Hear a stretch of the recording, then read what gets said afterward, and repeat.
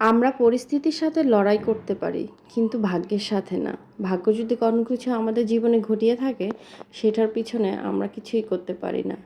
শুধুমাত্র আল্লাহর কাছে বলা ছাড়া আর আমাদের কিছু করারও থাকে না।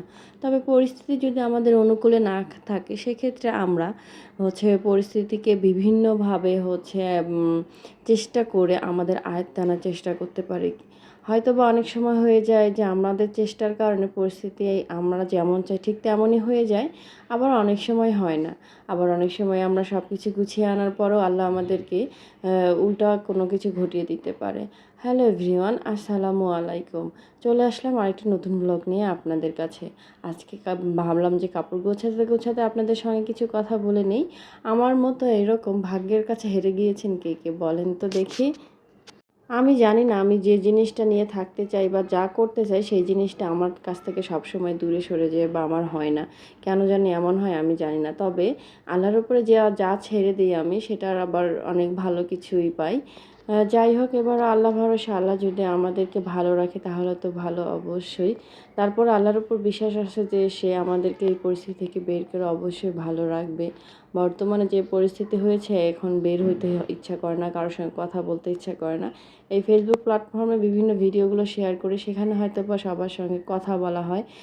আর যেহেতু বাসায় কথা বলার কেউ নেই, আর কথা বলতেও ভালো লাগে না, কিন্তু এই পেজটাতে একা একা কথা বলতে বেশ ভালোই লাগে। এখানে কেউ কোনো রিয়েকশন দেয় না বা কারো কোনো মতামত নাই, তো এই জন্য বলতে ভালো লাগে।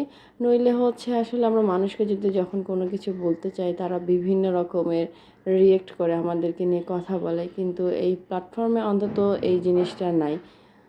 আর জানি না আমার ভিডিওগুলো কার কার কাছে পৌঁছায়, আর যাদের সামনে ভিডিওটা যাবে তারা অবশ্যই কমেন্ট করে আপনাদের জায়গাটার নাম মেনশন করবেন যে আপনি কোন জায়গা থেকে দেখতেছেন। তো এই তো আপনাদের সঙ্গে গল্প করতে করতে আমার কাপড়গুলো গোছানো শেষ, এগুলো ওয়ারড্রপে রেখে দিলাম। আর বেশিরভাগ সময় দেখা যাচ্ছে কাপড়গুলো চেয়ারের উপর পড়ে।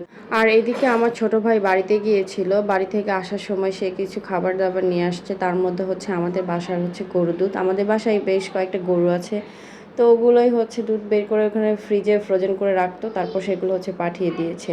তো ও এসে ওর বোনের জন্য কষ্ট না হয় সেই জন্য সে নিজে নিজে সব কিছু বের করে ফ্রিজে রাখতেছে। প্রথমে এগুলো বোতলগুলো রাখা হলো ফ্রিজে, তো এখন জায়গার অবস্থা খারাপ। আর এদিকে আরও কিছু দিয়েছে, মাছ মাংস সবই দিয়েছিল। তো নিজে নিজে সব করতেছে, আমাকে আর কোনো কিছু করতে দেয়নি যেন তার বোনের কষ্ট না হয়। আর মুয়াজ এদিকে ফোন নিয়ে ঘুরঘুর করতেছে। তো ছেলে মানুষ সব তো বুঝতেছে না কীভাবে রাখবে, তা আমিও ওকে একটু দেখিয়ে দিচ্ছিলাম যে এইখানে এখানে রাখো। তারপরে আবার এই ব্যাগগুলো সে নিজেই পরিষ্কার করে ধুয়ে ভাঁজ করে রেখে দিয়েছে। এই রকম লক্ষ্মী ভাই সবার কপালে জোটে না, যা আমার কপালে জুটেছে। যাই হোক, এই যে মাংসগুলো এখন সে রাখে দিবে।